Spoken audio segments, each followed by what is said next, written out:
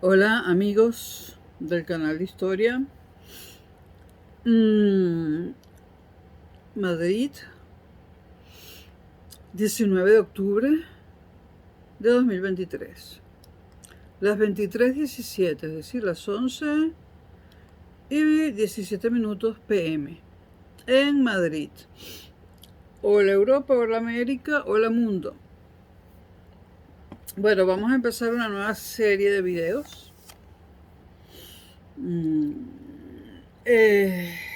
Sobre el siglo XIX español.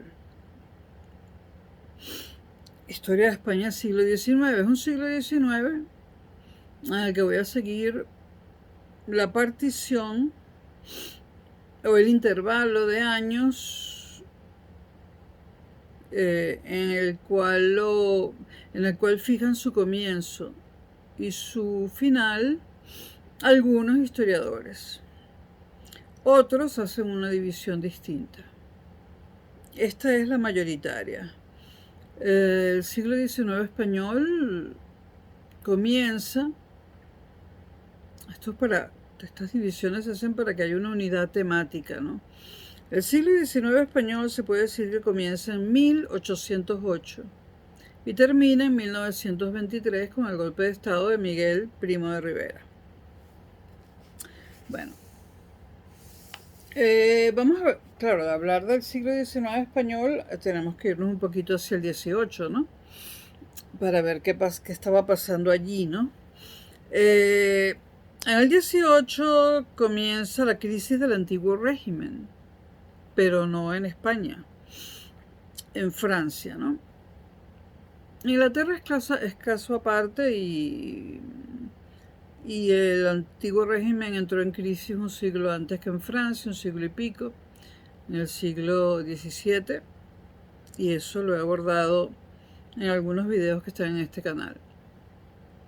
Entonces, la crisis del antiguo régimen en España va de 1808 a 1814.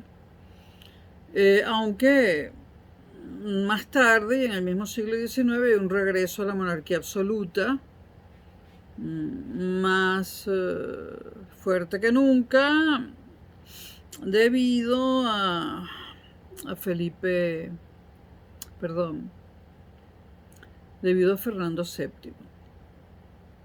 Pero bueno, no hemos llegado allí.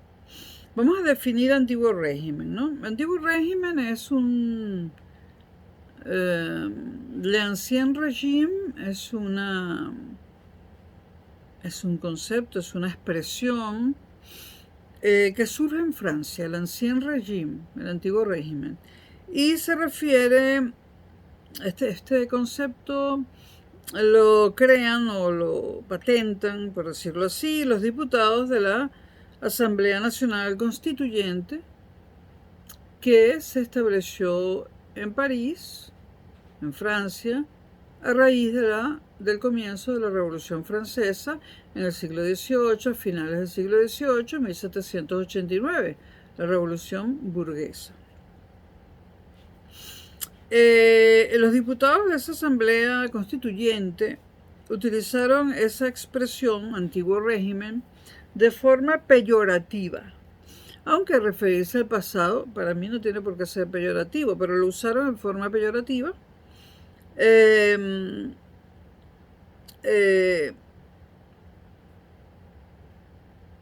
Para designar la situación existente en Francia antes de la convocatoria de los Estados Generales. Esto sería muy largo de explicar, la convocatoria de los Estados Generales, y este es un siglo XIX español, y además esto lo voy a explicar próximamente cuando le toque la Revolución Francesa, en la serie de videos del siglo XIX, pero universal. De todos modos, en este canal hay videos de la Revolución Francesa que hablan de eso. Bueno, de ahí, esto era para saber de dónde sale la expresión antiguo régimen, ancien régime. Bueno, la crisis del antiguo régimen en España se da entre 1808 y 1814, pero tenemos que irnos un poquito hacia atrás, hacia el siglo XVIII, para que se entienda bien todo esto. Bueno, los años finales del siglo XVIII español y los inicios del XIX, esto se puede decir también para Francia, son el marco en el... Bueno, es que en España empieza en el XIX, no en el XVIII. Bueno, los años finales del siglo XVIII sí incorporamos a Francia. Y los inicios del XIX son el marco en los que se asiste a la crisis del antiguo régimen, al ocaso de algunos de sus elementos fundamentales, al surgimiento de otros nuevos elementos que ocupan el lugar de los antiguos, y también, como ha resaltado el historiador Arno Mayer, o Meyer, a la supervivencia de estructuras y formas de vida mucho más allá del estrecho margen cronológico del cambio de centuria. ¿Por qué decimos esto? Bueno, porque es precisamente por esto que comenta Arno Mayer, o Meyer, aunque está escrito con una A. Yo digo Meyer cuando hay una E. Él dice esto precisamente porque no vamos a dividir los siglos, y en este canal se nota, no vamos a decir que el siglo XIX es desde 1901 desde 1801 hasta el 1900. Ni estamos diciendo que el siglo XX sea desde 1901 hasta 2000. Y así. Se trata de dividir los siglos para que se comprendan, para que engloben ciertos procesos históricos completos, ¿no? Bueno. Uy, que me pegó un susto, la gata tumbó algo. Bueno, no importa. No sé qué fue. Bueno, en España, lo que dije anteriormente se puede aplicar a toda Europa, pero sobre todo estamos hablando de Francia, ¿no? En España se puede decir que el antiguo régimen entra en crisis al inicio de la Guerra de Independencia de Francia, que está ocupando toda España, a raíz también de las Cortes de Cádiz, un tema fundamental en la historia decimonónica de España, y el largo y variado reinado de Fernando VII, considerado por casi todos los historiadores como el peor rey que tuvo España. Bueno, vamos a describir rápidamente, aunque esto está en otros videos, pero vamos a describir cuáles eran los rasgos fundamentales de lo que se ha llamado, cuáles eran los rasgos fundamentales a los que se le llamó y se le sigue llamando antiguo régimen, expresión que nace en Francia, el Ancien Régime.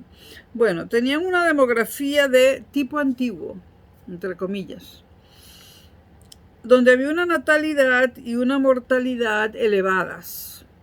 No había métodos anticonceptivos, nacían muchos niños, pero moría mucha gente. Morían niños, estamos hablando del antiguo régimen, y el antiguo régimen ocupó varios siglos, ¿no? Empieza a agonizar en el 18. Había una alta natalidad, pero esos niños, más o menos, casi el 50% no llegaban a trascender la niñez, morían antes.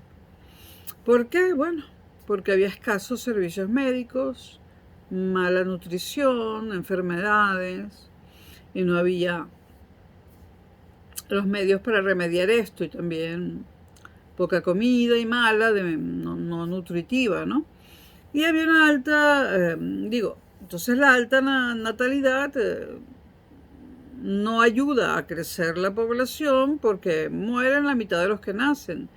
Pero para que la población que se consideraba que en el siglo XVIII todavía crecía muy lentamente, para que la población crezca muy lentamente, se necesita algo más.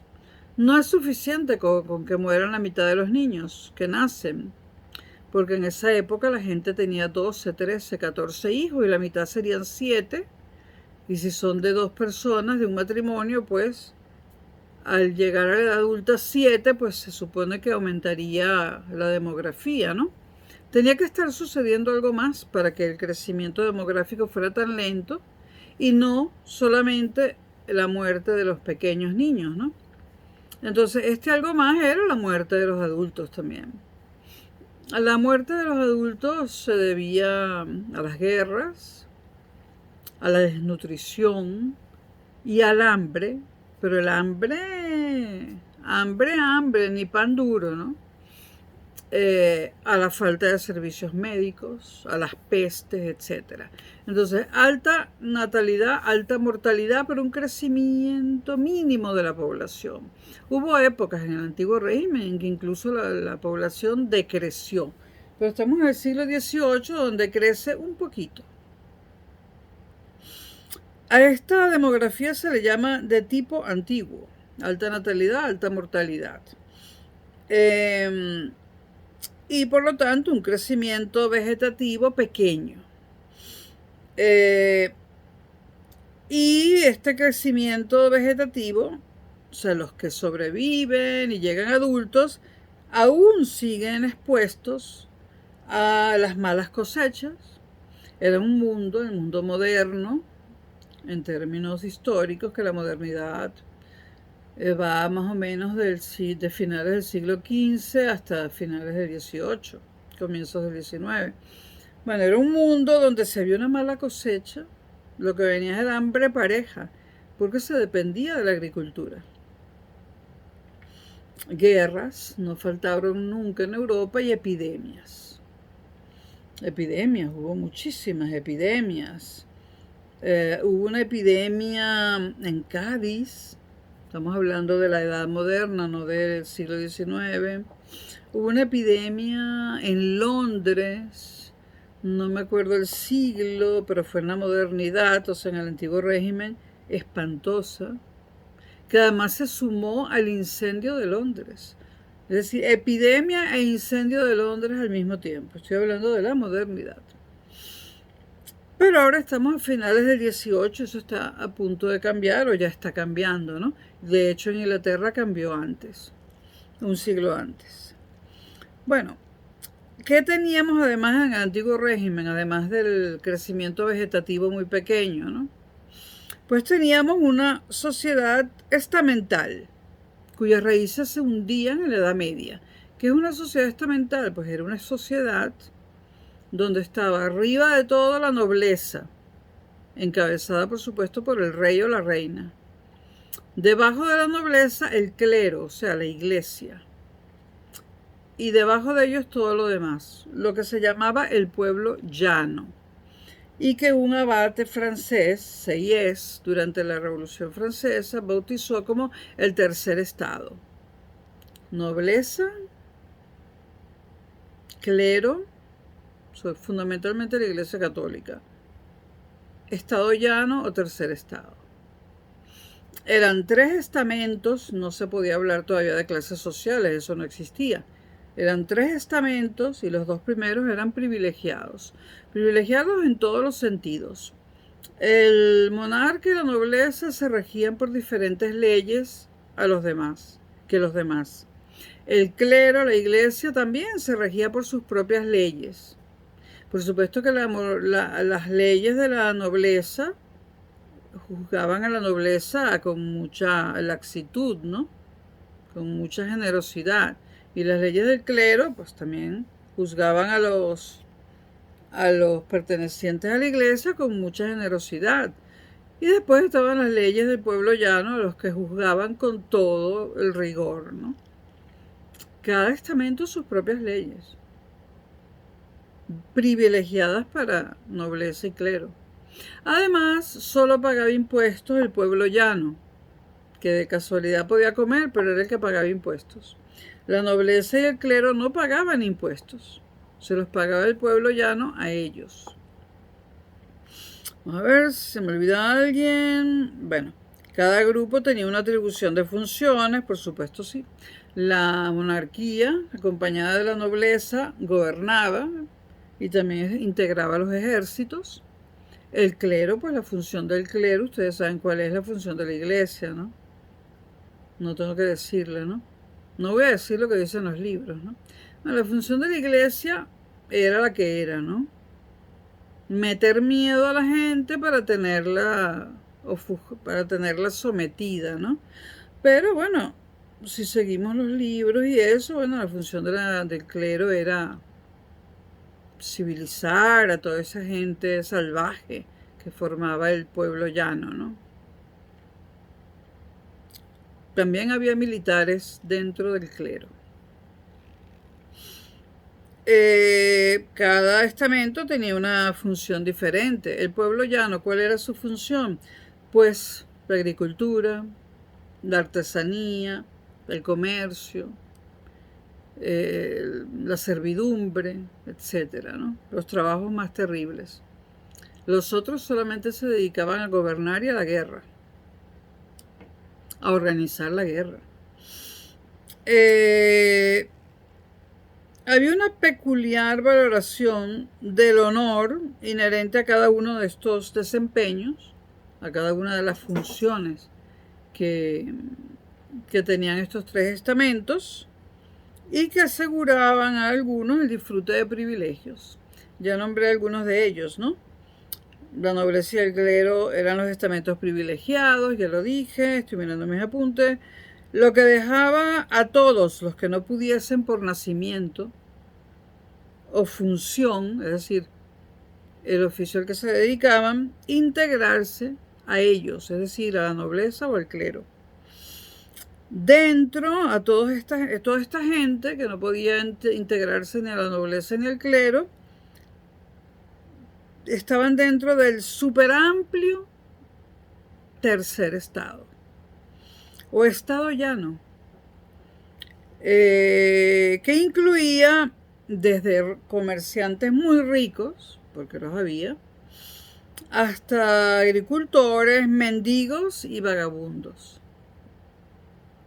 Bueno, todo ello se coronaba por el rey que ocupaba el lugar reservado a la cabeza. Ya fuese la monarquía absoluta, basada en el derecho divino, bueno, el clero también tenía la función de apoyar el hecho de que al rey lo nombra Dios, ¿no? Ya fuese la monarquía absoluta, basada en el derecho divino, o la moderada británica, ¿no? Porque claro, la revolución en Gran Bretaña fue como un siglo y medio antes que en el resto de Europa, o antes de lo que suele llamarse la Europa continental. Recuerden que el Reino Unido son islas. En aquel momento todavía era Gran Bretaña. Acababa de convertirse en Gran Bretaña. O sea, hasta finales del 18, principios del 19 era solo Inglaterra. Y después se convirtió en Gran Bretaña cuando se unificaron los tres reinos, ¿no? El de Escocia, el de Gales y el de Inglaterra, ¿no? Al Reino Unido fue mucho después, cuando se incorporó o incorporaron a la fuerza a Irlanda del Norte. A la católica Irlanda del Norte frente a la protestante anglicana, porque los ingleses la bautizaron a la protestante con el nombre de anglicana. ¿Cómo se iba a llamar protestante? Si ellos son ingleses, son anglosajones, la llamaron anglicana porque protestante era el nombre que usaban los alemanes, que fueron los creadores del protestantismo. Bueno, en este momento, siglo XVIII, finales del siglo XVIII, hay una monarquía británica moderada, porque la revolución había sido la que se llama la gloriosa revolución inglesa, había sido un siglo y medio antes, y habían cambiado la monarquía absoluta por la monarquía parlamentaria. que es la misma que tienen los ingleses hoy en día, exactamente la misma. Bueno, entonces, incluso Montesquieu, muy conocido, ¿no?, la llamaba monarquía moderada, no la llamaba parlamentaria. Montesquieu, como todo el mundo sabe, es el creador teórico de los tres poderes: el ejecutivo, el legislativo y el judicial. Lo importante de los tres poderes es la división del poder en tres, para que no reposen en las mismas manos o en los mismos grupos. La monarquía era para el antiguo régimen el sistema político indiscutible. Vamos a repasar un momentito los rasgos fundamentales del Ancien Régime. Antes de seguir, demografía de tipo antiguo. 1. Sociedad estamental, nobleza, clero, pueblo llano. 2. Y 3. Monarquía absoluta. Entonces, para el antiguo régimen, la monarquía era el sistema político, el único que podía existir. Y en el antiguo régimen se creía que ese régimen, la monarquía absoluta, era el más apropiado para el buen funcionamiento de la sociedad. A lo largo del siglo XVIII, soplaron vientos de cambio en alguno de estos campos, ¿no?, en el campo demográfico, en el estamental o en el político. España no fue una excepción, solo que llegó más tarde, ¿no?, como siempre. Si Europa fuera un tren, España es el último vagón junto con Portugal, ¿no? No sé dónde meter a Italia, ¿no? Italia tiene características, y siempre las ha tenido, de la Europa del norte culta y de la Europa del sur inculta y atrasada. Italia tiene esa característica, ya iba a llamar virtud, de tener cosas de la Europa más atrasada y cosas de la Europa más avanzada, ¿no? Y todavía sigue siendo así. Bueno, de hecho, todo el mundo distingue entre la Italia del norte, que se equipara a la Europa del norte, y la Italia del sur, que la equiparan a España, ¿no? Pero yo creo que la Italia del sur es bastante más mala que que España. Y hablo de hoy en día, porque en la Italia del sur, pues, siguen las mafias, el desorden, bueno, y cuanto más al sur, más desordenado. Italia, además, es un país muy reciente. Casi toda Italia le perteneció al Reino de España o al Reino de Castilla o al de Aragón en su totalidad. Nápoles nos perteneció, permítanme que hable en primera persona. Sicilia nos perteneció, Cerdeña nos perteneció, creo que Córcega en algún momento también. Nos perteneció casi toda la península itálica. Bueno, a lo largo de muchos siglos. Bueno, los cambios que empezaron a darse a finales del 18. La población aumentó, ya no era un crecimiento vegetativo, empezó a aumentar de una forma ya más notoria, ¿no? Porque mejoró con las nuevas técnicas, mejoró la agricultura, había más alimentos, etcétera, ¿no? Sobre todo mejoró debido al descenso de la mortalidad. No porque nacieran más niños, sino porque morían menos niños y menos adultos antes de la vejez. También aumentó debido al incremento de la nupcialidad. Se casaba la gente más temprano y entonces tenía hijos más temprano. En el antiguo régimen la gente tardaba en casarse precisamente para no empezar a tener hijos, porque no los podían mantener. Entonces tardaban en casarse, se casaban ya mayores para tener hijos ya, no a los 20 años, sino a los 30, cuando ya tuvieran más posibilidades de poder alimentarlos. Aumenta la nupcialidad temprana y en consecuencia aumenta la natalidad temprana en las mujeres. y el porcentaje de la población urbana respecto a la rural también creció. Estos son los cambios que se están dando a finales del siglo XVIII. Pero el cambio más importante se produjo en el ámbito de las ideas. Las ideas. La Revolución Francesa, es que hay que mencionarla para poder explicar lo que pasó en España. La Revolución Francesa fue un aldabonazo entre las filas de los ilustrados. Los ilustrados tuvieron mucho que ver con ella, y reformistas españoles. Es decir, la Revolución Francesa le dio alas a los ilustrados y a los reformistas españoles, que se sentían solos y estaban como callados, ¿no? Pero al ver lo que estaba pasando en Francia, bueno, los fastos por la coronación de Carlos IV, y Carlos IV fue coronado en septiembre de 1789, cuando, en el mismo año que comienza la Revolución Francesa. Es decir, en Francia quieren acabar con el rey y la monarquía, y en ese mismo año que Francia empieza la revolución para acabar con la monarquía, en España, aquí, se corona a un nuevo rey absolutista, Carlos IV, el padre de Fernando VII. Carlos IV. Carlos IV se corona pocas semanas después de la mítica toma de la Bastilla. Respecto a la Bastilla, ¿pero qué haces aquí, la gata?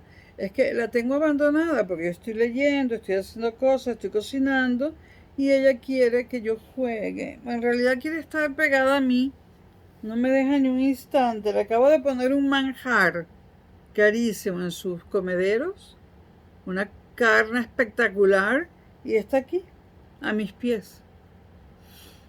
Y se va a estropear lo que le puse, bueno. Carlos IV se corona semanas después de la toma de la Bastilla.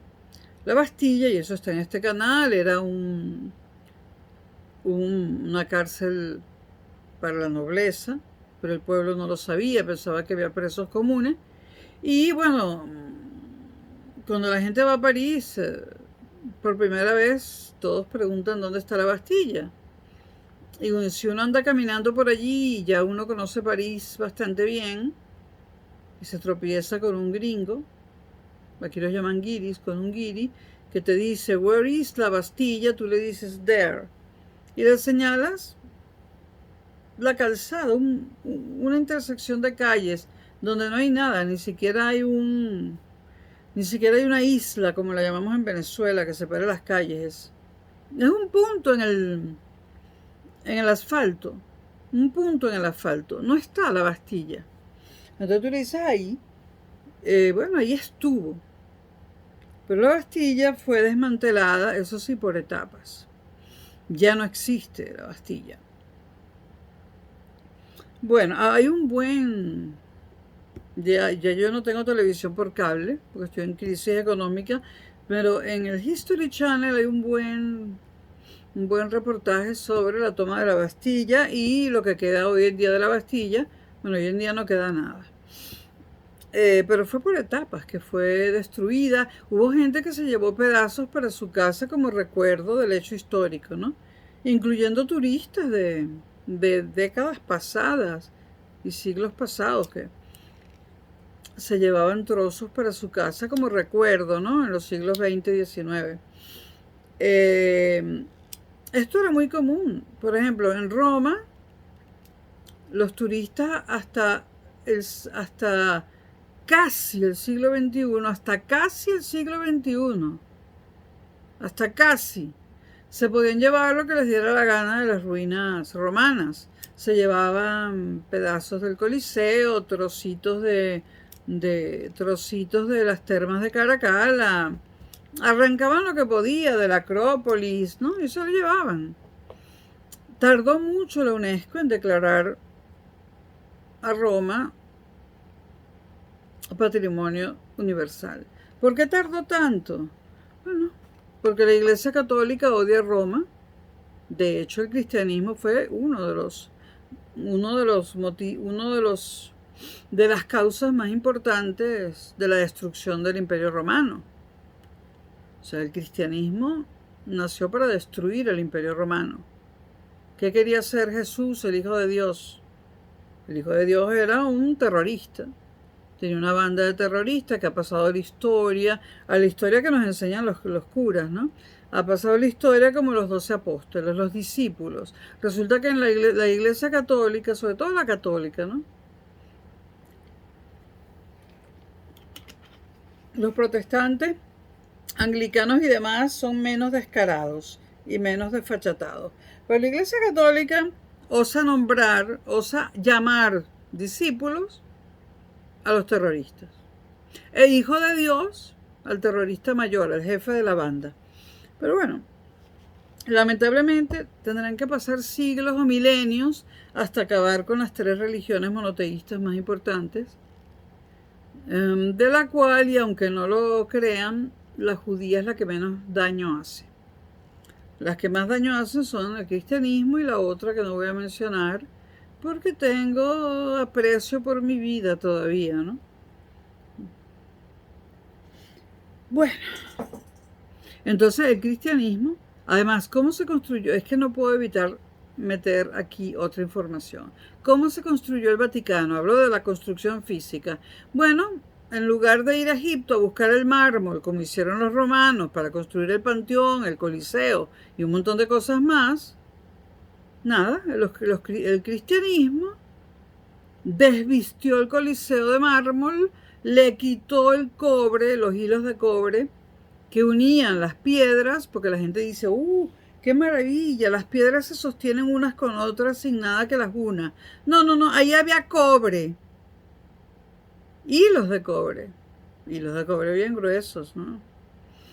Alambres de cobre, que estaban uniendo la piedra, y la piedra no estaba al aire, la piedra estaba cubierta de mármol. Ahora todo eso forma parte de la Ciudad del Vaticano, ¿no?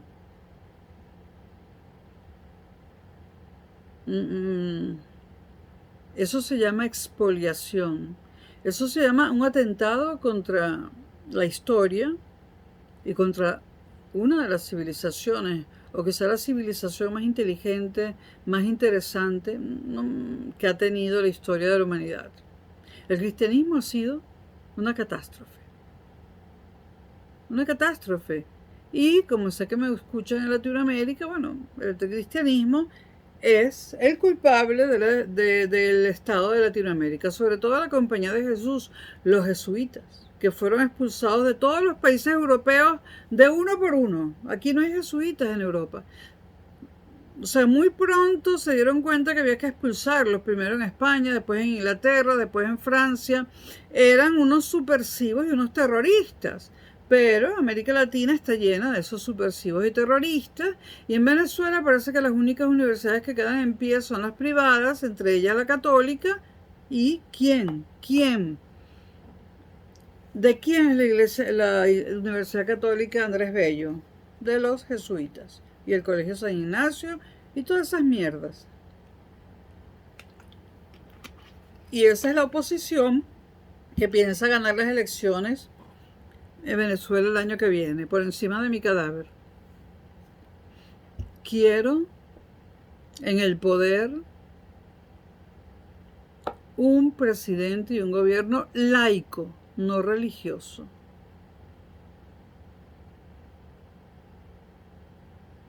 Y voy a abrir un canal para eso. Voy a abrir un canal nuevamente a la lucha, Concha. A la lucha. Tengo un año para decirle a los venezolanos qué es por quién tienen que votar. Y por quién no, sobre todo por quién no. Bueno, estaba yo diciendo que al mismo tiempo que en Francia estallaba la Revolución Francesa, en España coronaban a Carlos IV. Carlos IV tenía un asesor que ha sido un personaje interesante en la historia de España, llamado Floridablanca.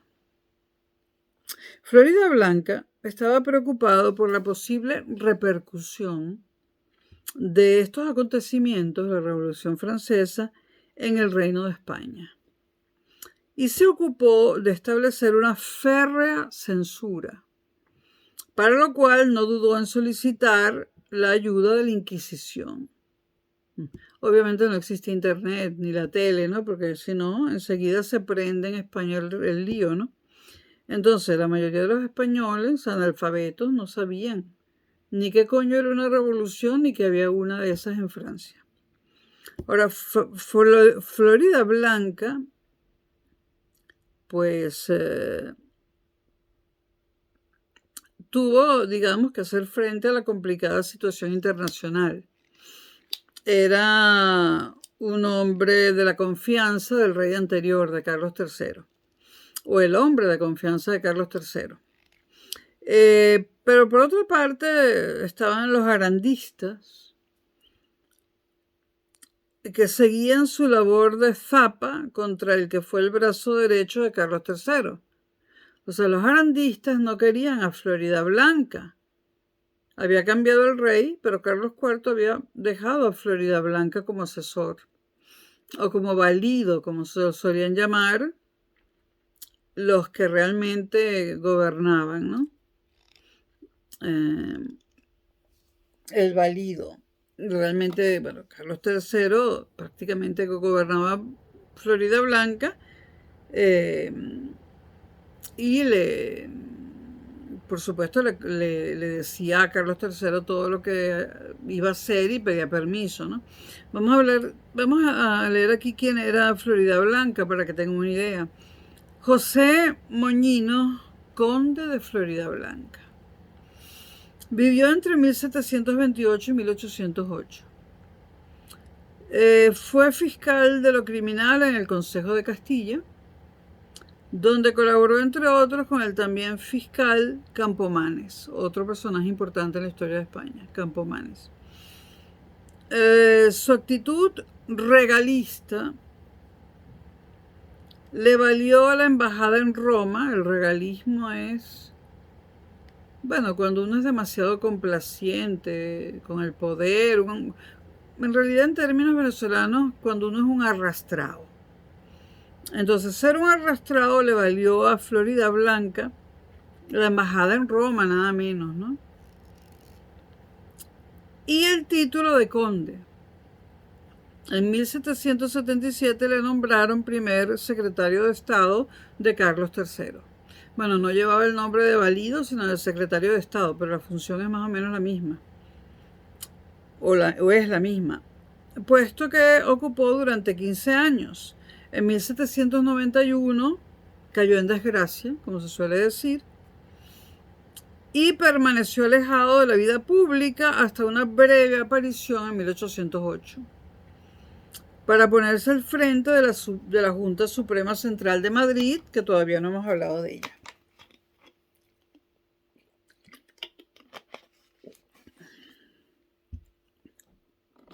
Bueno, entonces dijimos que los arandistas no querían a Florida Blanca, que había sido el hombre de confianza de Carlos III. Vamos a hablar de quiénes eran, vamos a leer quiénes eran los arandistas. Por cierto, hay una estación de metro que se llama Conde de Aranda. Bueno, los arandistas, o el partido aragonés, es decir, eran del Reino de Aragón, originarios del Reino de Aragón, o el partido aragonés, aunque no existían los partidos políticos como tales, era una facción cortesana, encabezada por el conde de Aranda, y defendían un mayor peso de la nobleza en el gobierno. Los nobles siempre querían que el monarca les diera más poder. Bueno, el conde de Aranda, que era el jefe de esta secta, de esta facción, fue un militar y diplomático, ¿no? Y un noble cercano a los enciclopedistas.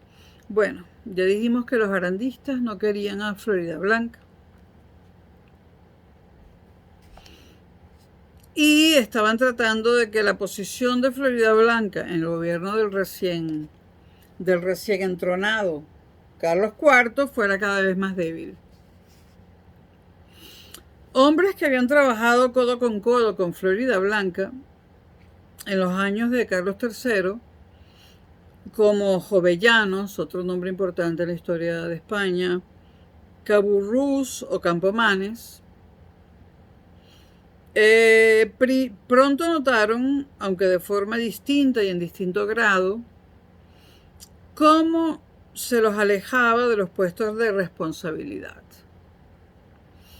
Incluso los que se habían limitado al análisis y a la crítica a través de las páginas de la prensa ilustrada, vieron cómo se les privaba de su limitada libertad de expresión. O sea, ya era limitada la libertad de expresión cuando en 1791 se suspenden las publicaciones periódicas no oficiales que ellos hacían. La revolución y sus consecuencias, la Revolución Francesa, estaban enfriando a gran velocidad los tibios atisbos reformistas de que habían hecho gala la corte y el gobierno. Esto se refiere a Carlos III. Era el principio del fin de la política ilustrada. La monarquía se enfrentaría a graves problemas a los que no sabría hacer frente. Y ya veremos el desastre. No supieron hacer frente a ninguno desde que llegó Carlos IV. La reaparición en escena del conde de Aranda, en los videos que grabaré próximamente de historia medieval, veremos cómo empieza la vida política, por decirlo así, del conde de Aranda. La reaparición de Aranda, que había sido un prohombre de la Ilustración, fue un paréntesis que todavía vincula estos años con las décadas anteriores. El irresistible ascenso de Godoy, y Godoy sí que es un personaje, fue el inicio de un periodo de profunda crisis del sistema que le llevaría al colapso. ¿Quién fue Godoy? Lo dije en otra serie de videos, ¿no? La del siglo XIX universal, porque claro, y hablé de él en otros videos. Porque claro, la historia de España, la historia de Europa y la historia universal se entrecruzan, a veces son la misma y entonces hay cosas repetidas. Bueno, ¿quién fue Godoy? Godoy fue, ese sí no fue asesor, no lo llamaron ni asesor ni secretario de Estado. Fue el valido de Carlos IV. El que gobernaba era Godoy. Carlos IV era un incapaz. Ahora, Godoy gobernaba no de acuerdo a lo que le convenía a España, sino de acuerdo a sus intereses personales. Entonces fue una dupla terrible. Carlos IV, un inepto, y Godoy, un tipo que hoy en día llamaríamos un corrupto. O sea, un señor que gobernaba de acuerdo a sus intereses particulares. Bueno, en febrero de 1792, Floridablanca, el secretario de Estado de Carlos III, era apartado de su puesto y enviado de vuelta a su Murcia natal, donde fue muy bien recibido, aunque pronto cambiaría su suerte, siendo encarcelado hasta 1794 y poco después rehabilitado. Probablemente el principal motivo de su cese fue un intento desesperado por parte de la corona de fortalecer al débil Luis XVI. O sea, Luis XVI estaba allí donde estaba ocurriendo la Revolución Francesa, ¿no? En una posición que más débil no podía ser. De hecho, dentro de un rato le van a cortar la cabeza a Luis XVI, ¿no? Y el rey español, que era familia de Luis XVI, trataba por todos los medios de ver cómo hacía para salvarle la vida. Entonces, aparentemente a Florida Blanca lo cesaron porque no estaba por la labor de apoyar a un rey absolutista como Luis XVI. Entonces, probablemente la destitución de Florida Blanca fue un intento desesperado por parte de la corona, Carlos IV en este caso, asesorado por unos bichos malos, de fortalecer al débil Luis XVI en su breve luna de miel con la revolución. Sí, Luis XVI pues tuvo una muy débil luna de miel con la revolución, que creo que duró 3 años, donde se pasó de una monarquía absoluta a una monarquía parlamentaria en Francia, pero eso no fue suficiente y entonces terminó aboliéndose por completo la monarquía, ¿no? Estamos hablando de Francia, pero es que Francia estaba al lado de España. Está.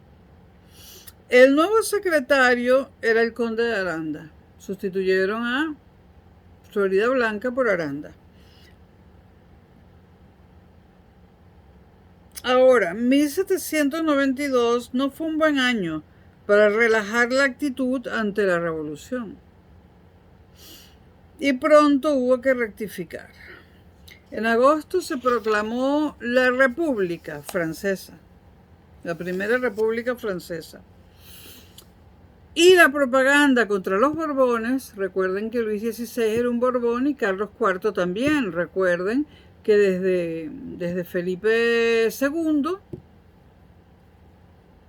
desde Felipe V gobernaba, perdón, desde Felipe II gobernaron los Austrias, antes los Trastámara, desde Felipe V gobernaban los Borbones. Felipe V fue el primer Borbón que gobernó España, pero los Borbones eran franceses. Entonces estaba Francia con un rey Borbón, Luis XVI, y España con un rey Borbón, Carlos IV. Entonces la propaganda contra los Borbones, españoles esta vez, empezó a filtrarse en folletos, lo que hoy en día llamaríamos panfletos, ¿no? Es que tengo calor y frío al mismo tiempo, entonces enciendo y apago el ventilador.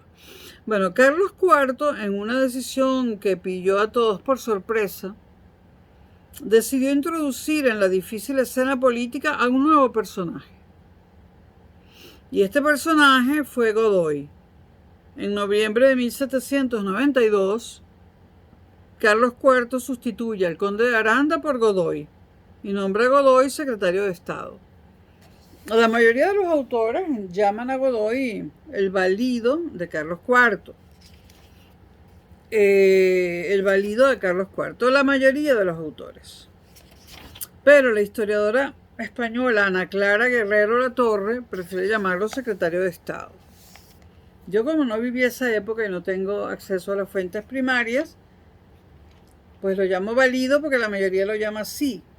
¿Cuál era realmente? La función era la misma. Pero cada historiador tiene sus manías. Perdónenme los historiadores por llamarlas manías. Porque Godoy es importantísimo en la historia de España, aunque era un desgraciado. Y todo lo hizo mal, pero es un hombre que protagonizó la historia de España y vamos a ver quién era, ¿no? Manuel Godoy. Vivió entre 1767 y 1851. Una vida larga, ¿no? En esa época era una vida larga. Su carrera a la sombra de María Luisa de Parma, se dice que fue su amante, fue fulgurante. A los 25 años sustituía al conde de Aranda en la Secretaría de Estado. Tuvo un papel breve pero destacado en los difíciles acontecimientos del fin del antiguo régimen. Acompañó a los reyes en su exilio en Italia y murió en París, poco después de que Isabel II le devolviera sus títulos y bienes. Isabel II de España. En sus memorias, las memorias de Godoy, escritas en sus últimos años, defiende su actuación frente a todas las críticas recibidas a lo largo de su vida. Bueno, la intercesión de Carlos IV a comienzos de 1793, intercesión quiere decir intervención de un rey de un país en otro país.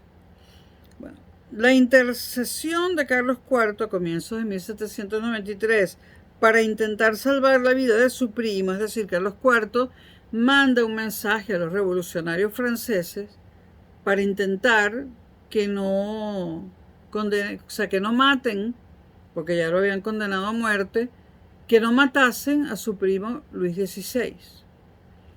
Carlos IV estaba dispuesto a traerlo a España y darle asilo, ¿no?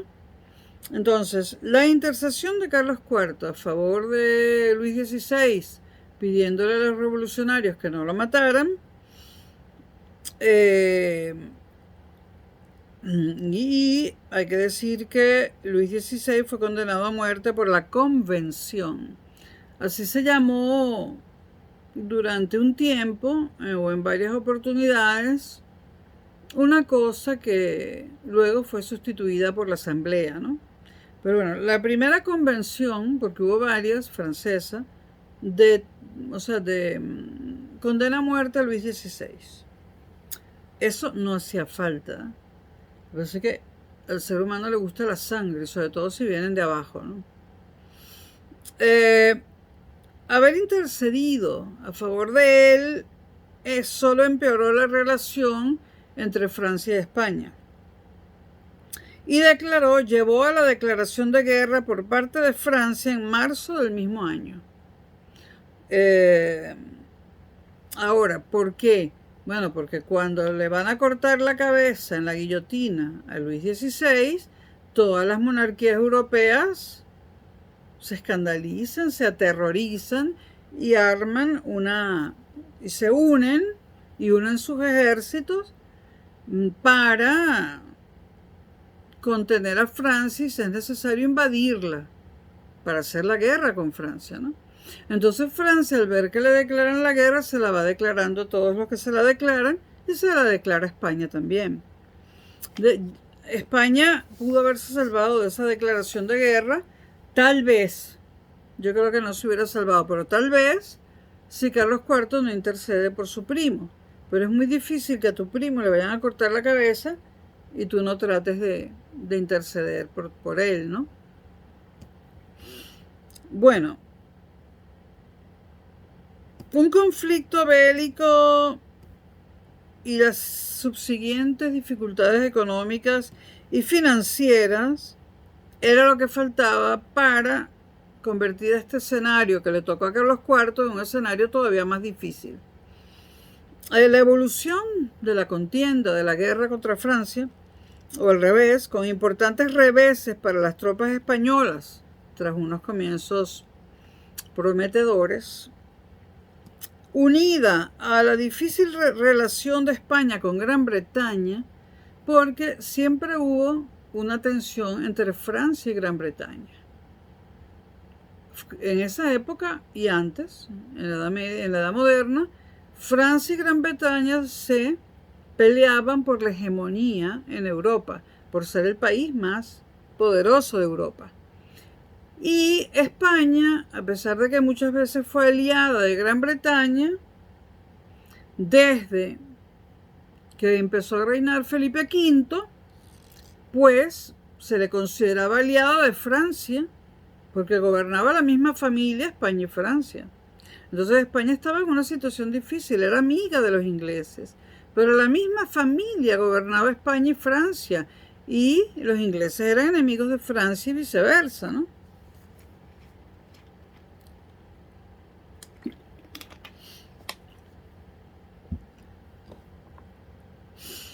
Bueno,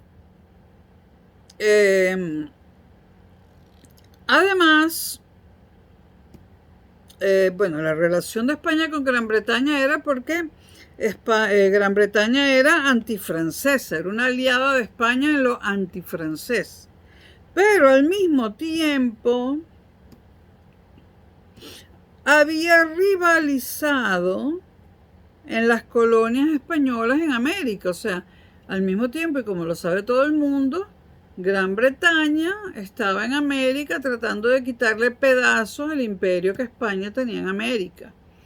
Los pedazos se los empezó a quitar en lo que hoy en día, o sea, se los empezó a quitar en lo que hoy en día, en lo que hoy en día es el sur de los Estados Unidos.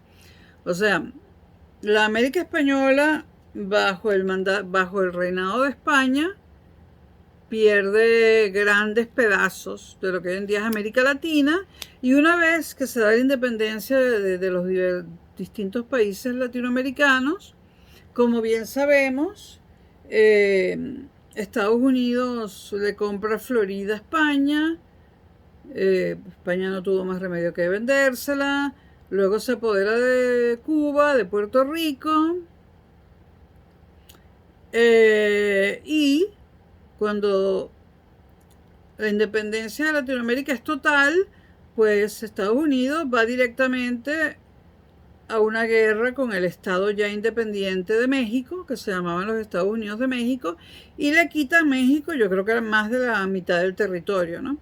Estados Unidos se forma con las 13 colonias inglesas, luego le suma la conquista del oeste, es decir, la conquista hacia el Pacífico, donde tuvo que luchar con los piel rojas y todos los indígenas y todos los aborígenes norteamericanos. Ya sé que posiblemente son originarios de Asia, pero me entienden, ¿no? Entonces, Estados Unidos se forma con las 13 colonias inglesas que se independizan. Luego va a la conquista del oeste. Todos hemos visto películas de vaqueros, ¿no? Westerns. ¿Cómo los llamábamos en Venezuela? No le decíamos ni western ni películas de vaqueros, eso de aquí. Las películas del oeste. Bueno, después conquistan el oeste hasta llegar al Pacífico. Después empiezan a quitarle territorios a España, porque todavía Latinoamérica no se había independizado. Y después de la independencia de Latinoamérica le quitan más de la mitad del territorio a México. Y así nacen los Estados Unidos. No, pero no son imperialistas. Yo no he dicho jamás que sean imperialistas, no sé que la oposición venezolana piensa que yo soy comunista, ¿no? Es que es corta de miras, la oposición venezolana es bastante bruta, bastante subnormal, ¿no? Están todos metidos aquí en Madrid. Está lloviendo y pasó alguien con una chaqueta en la cabeza. Sí, está lloviendo desde ayer. Bueno.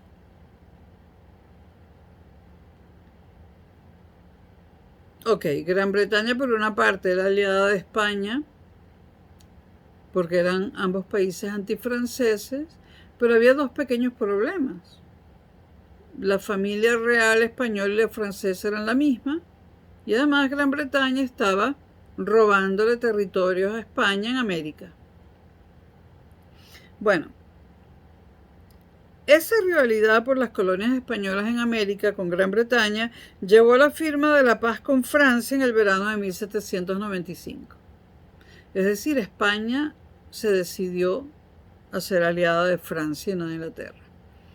En 1795, el embajador británico en Madrid informó a su gobierno de que cada vez era más patente que el principal temor de España ya no era Francia, la Francia revolucionaria, sino el avance británico en la América española. También era evidente la dependencia de España respecto a sus colonias, porque España estaba en la bancarrota. Además había unas hambrunas horribles, le faltaba de todo. Las rivalidades comerciales y coloniales volvían al primer plano cuando cuando España se decide por Francia y no por Inglaterra o por Gran Bretaña. La vuelta al espíritu de los viejos pactos de familia, pactos entre los Borbones, y la guerra entre Inglaterra y España parecían inevitables. ¿Qué eran los pactos de familia? Es obvio, ¿no? Pero vamos a dar la definición. Alianza borbónica que supone la aceptación por parte española de la realidad que atenaza a la antaño potencia imperial. La necesidad de alianzas para resistir al predominio británico en los mares. Y es que la Gran Bretaña era la dueña y la reina de los mares. La guerra contra Inglaterra, que había pronosticado el embajador británico, estalló en 1796 y tuvo consecuencias aún más desastrosas que la que acababa de librarse contra Francia.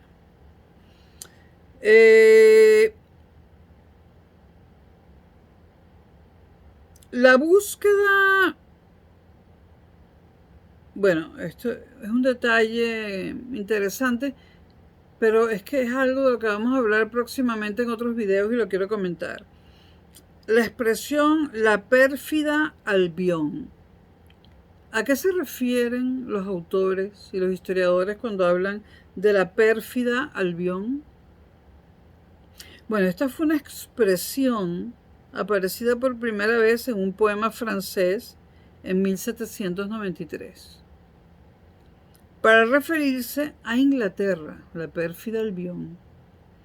Era también la gran enemiga de los españoles, capaz de poner en peligro el imperio colonial por su dominio de los mares. Así que Gran Bretaña es la pérfida Albión. Bueno, la búsqueda de ingresos en la península,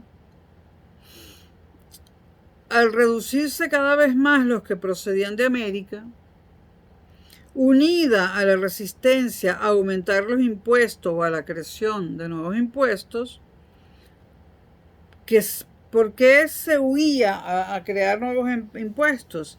Porque la creación de nuevos impuestos solía traer aparejados el estallido de motines populares, porque la gente ya no tenía ni qué comer y le exigían más impuestos. Entonces Carlos IV no quería crear, o sea, Carlos III y después Carlos IV, no les convenía crear nuevos impuestos porque eso producía motines populares en España. Entonces Carlos IV decidió autorizar diversas medidas que podrían considerarse un precedente de la legislación liberal posterior. Entre ellas, y quizás siguiendo el modelo francés, de confiscación de tierras de la iglesia.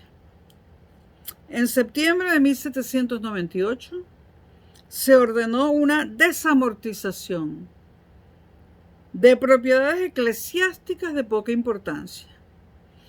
Era un paso adelante en la política de convertir tierras de labor vinculadas en propiedad privada libre.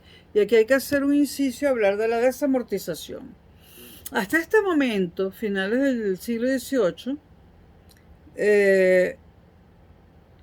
las tierras le pertenecían a la nobleza y al clero. Nadie más tenía tierras.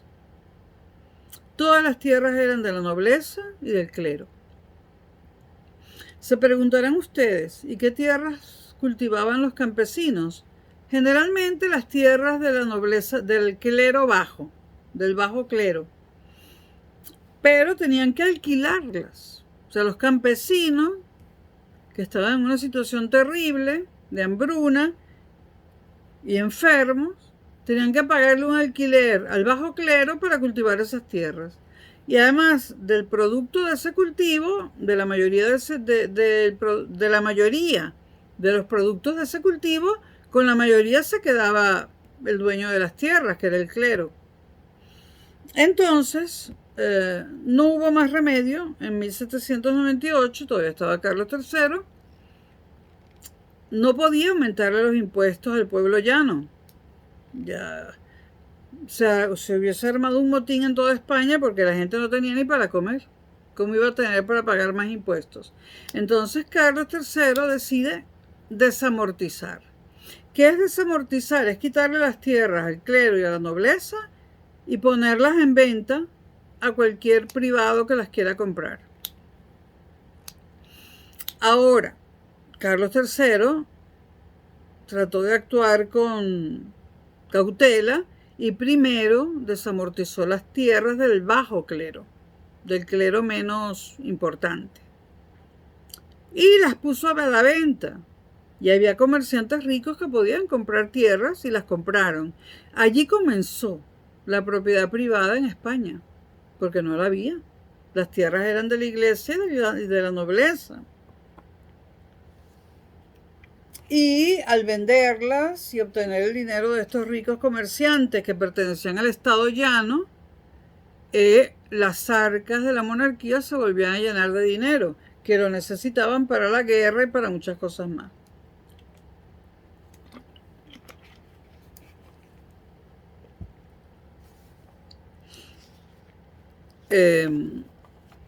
Hubo desamortizaciones en Francia, Inglaterra, en España, en muchos países.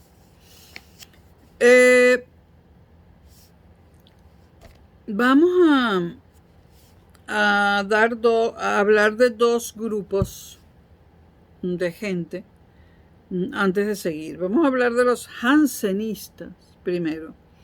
Los jansenistas, alejados ya de la doctrina original de Jansenio,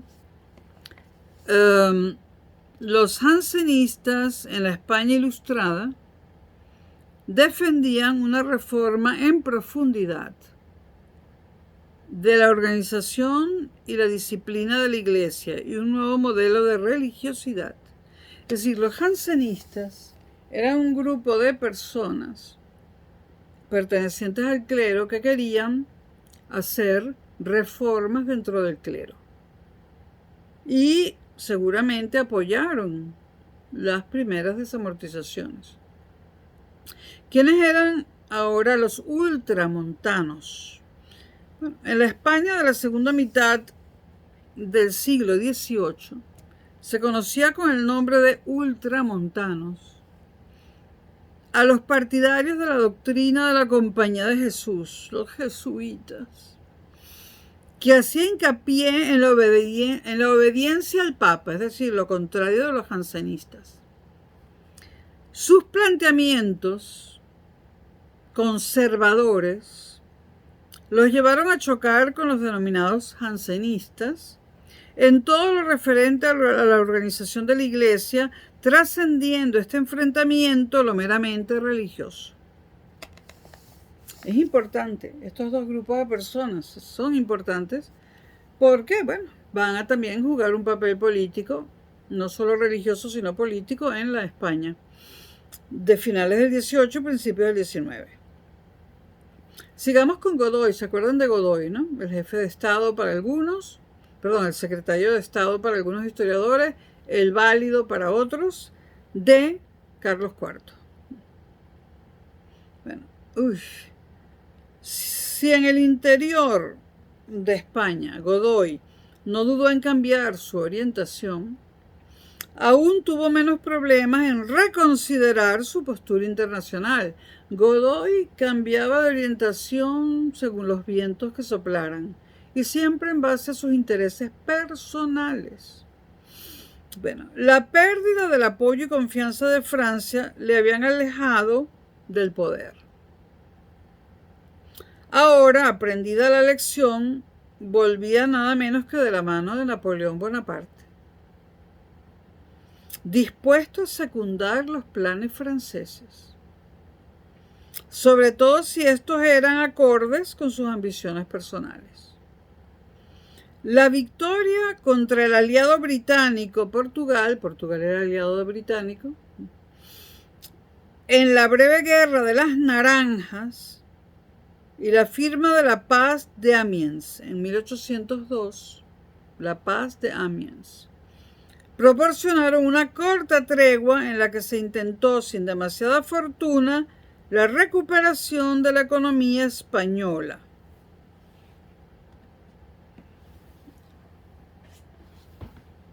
Déjenme aquí, ¿qué pasa con mis anotaciones? Ok.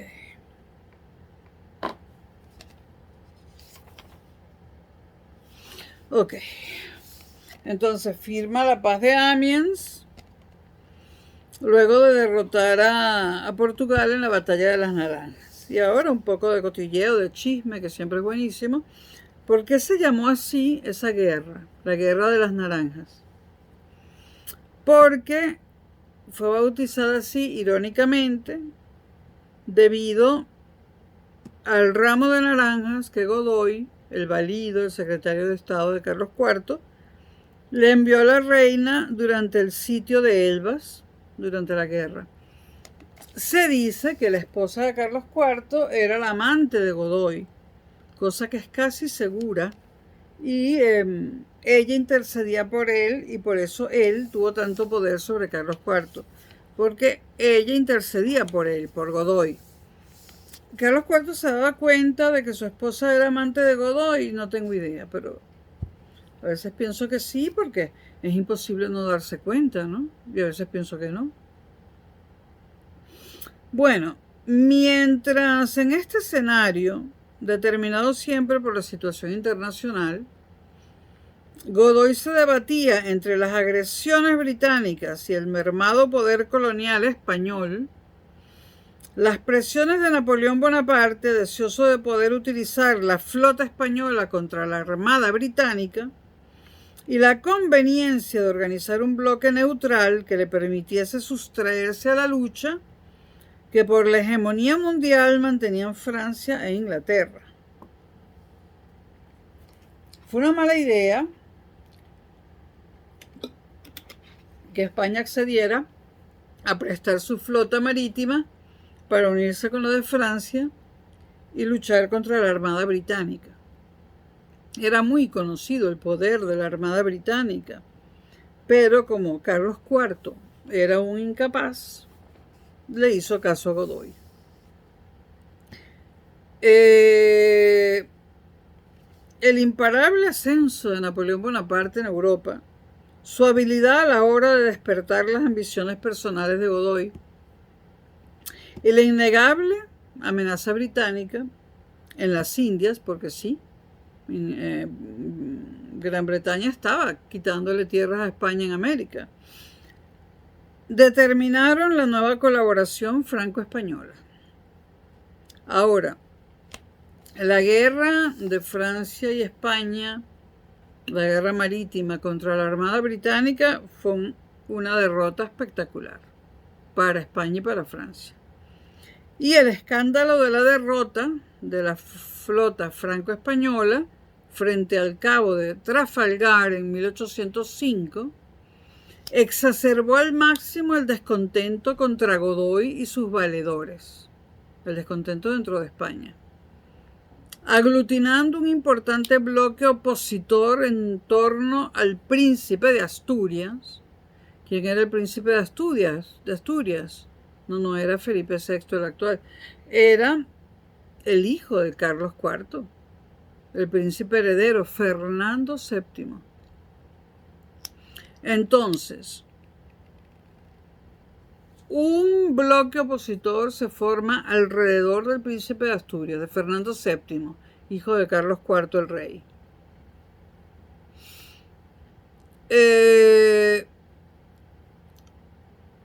Y este bloque opositor no había dejado de expresar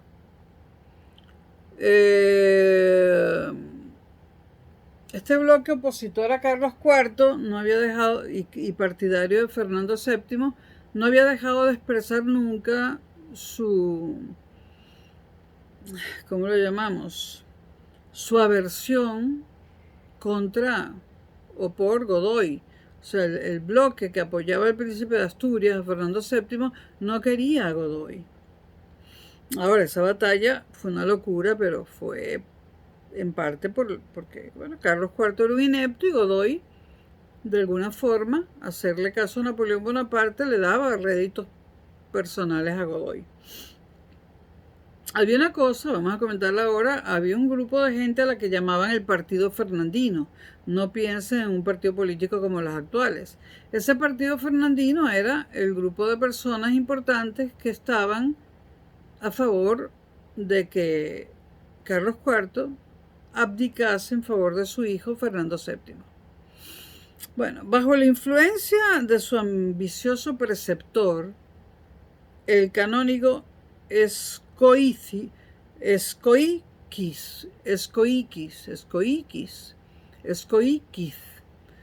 ese señor era el preceptor, el maestro de Fernando, el hijo de Carlos IV, de Fernando VII, futuro Fernando VII. Era su maestro y tenía influencia sobre Fernando, futuro Fernando VII, obviamente, ¿no? Llevaba muchos años siendo su preceptor. El canónigo Escoiquis. Bueno, este canónigo, no podía ocultar sus deseos de sustituir a su mentor Godoy como hombre fuerte. O sea, Escoiquis ambicionaba ocupar el puesto de Godoy. Y también estaba movido por el entorno radicalmente antibonapartista de su primera esposa, María Antonia de Nápoles. María Antonia de Nápoles fue la primera esposa de Fernando VII, cuando todavía era príncipe de Asturias. Y era antibonapartista. No le gustaba Napoleón.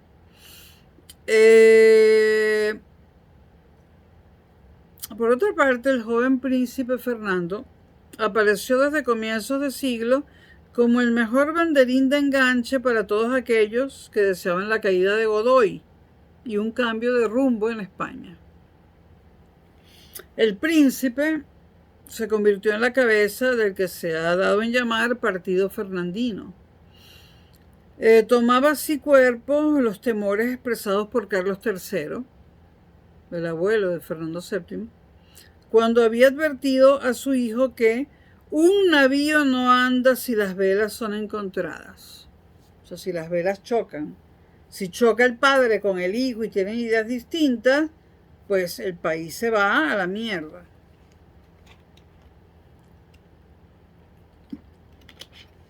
Es como si ahora la princesa de Asturias, que va a jurar la Constitución antes de que acabe el mes de octubre, pero ya juró la bandera vestida de militar, es como si la princesa de Asturias jurase la Constitución y luego declarase: no estoy de acuerdo con la monarquía parlamentaria tal como está establecida y no estoy de acuerdo con mi papá, es decir, con Felipe VI, ¿no?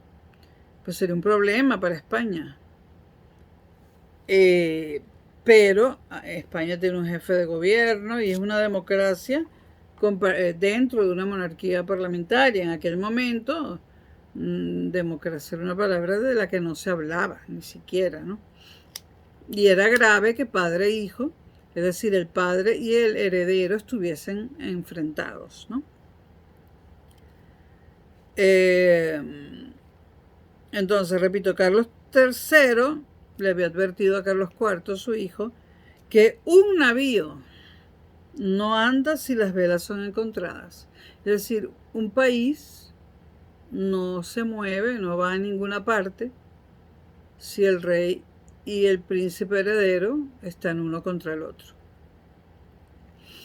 Pues, entre un rey y un príncipe heredero no podía haber diversidad de intereses. No puede haberlos. Pues al final lo pagarían el soberano, en este caso el rey, y el Estado. Es decir, el país. La derrota de Trafalgar produjo una crisis. La muerte de la primera mujer de Fernando ocurrió en este mismo periodo de tiempo, y el viraje de Godoy, quien flaqueaba en su fidelidad al emperador, ahora flaquea ante Napoleón. Y al amparo de la Cuarta Coalición promulga en octubre de 1806 una curiosa proclama invitando a los españoles a batirse. Propiciarían el acercamiento del príncipe y su entorno al todopoderoso Napoleón Bonaparte, utilizando el argumento de una alianza matrimonial, ya que el príncipe había quedado viudo. La victoria imperial de Napoleón en la batalla de Jena, a la que seguirían las victorias en la de Eylau y Friedland ya en 1807, dejaron bien sentada la superioridad de los ejércitos franceses frente a los españoles, se entiende, ¿no? Ahora,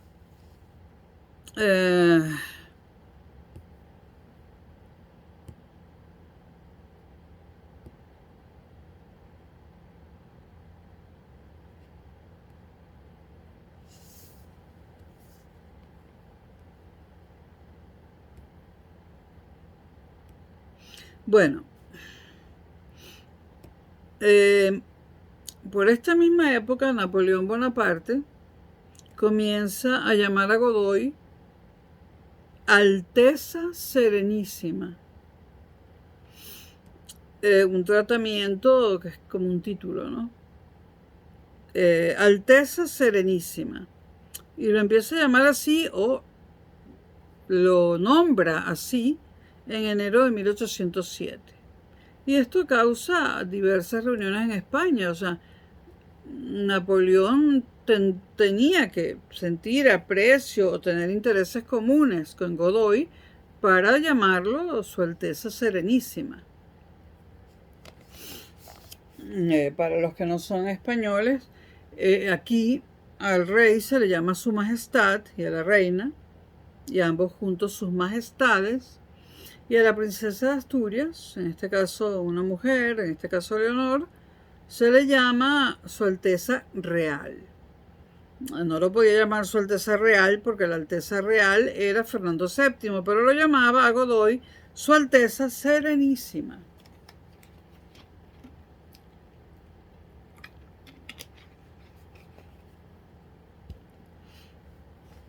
Dios, ya van a ver y 22. Voy a tener que dejar el motín de Aranjuez para después.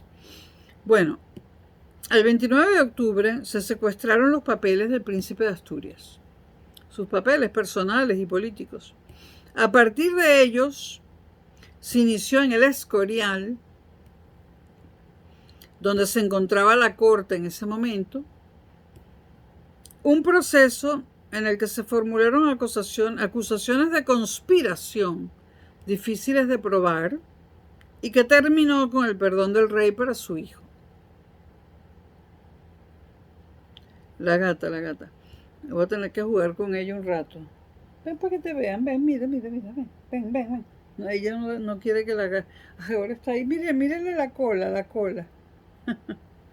Bueno.